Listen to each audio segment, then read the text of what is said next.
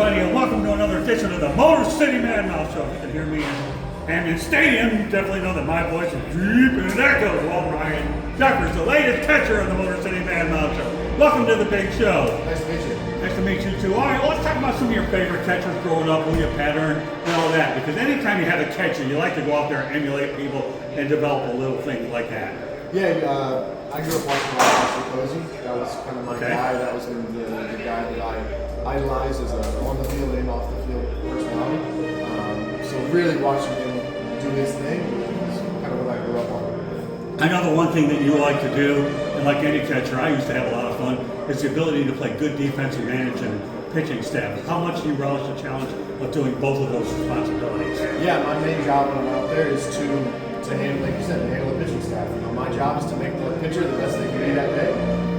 Everything else from a personal standpoint is kind of on the back burner to me, helping them do what they need to do. So that's the main purpose of my job is to make them really good, and that's what I enjoy the most. How do you feel that you contribute offensively? Yeah, no, I think I can be one of the top, and am one of the top catchers in baseball. So offense is a huge part of that.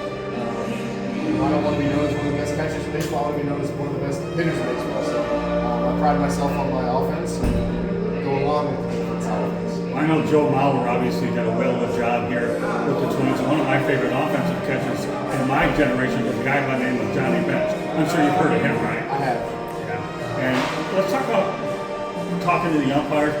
In my day when I was at the umpires, they didn't like me because if they didn't give me what I wanted, I got away. They got hit with the ball.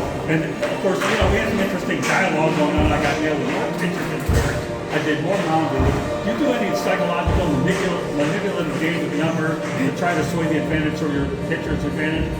I think those guys, you guys try to be their friends. You know, you want to build a good relationship with them, so that you can have genuine conversations. You know, that's important, is to be able to genuinely ask them, hey, where do you think this pitch was? Or hey, I think I had a little bit there. Because if you have a good relationship with them, they'll take that the right way. If you don't have a good relationship with them, they might take that the wrong way. So building a good relationship with the umpire is super important. 3 other quick questions. I know you have to get going real quick, so I want to be conscious that I get the best ones in. Let's talk about framing pitches. One of my favorite things I used to do. Oh, I had a field day framing pitches and got a lot of calls my way. How do you feel that your framing skills are? Good. You know, it's a very important part of what we do behind the plate. The more strikes we can get for our pitchers, the better. And I think the one thing about catching that a lot of people realize is that, you know, the meetings that you have with your pitchers, how important is it for you during your preparation with the meetings to make sure that you're on the same page, that you don't have many misunderstandings on the mound? Yeah, I'd say it's probably the most important. There's so many important things to what I do behind the plate, but calling the game is up there in the top 1 or 2.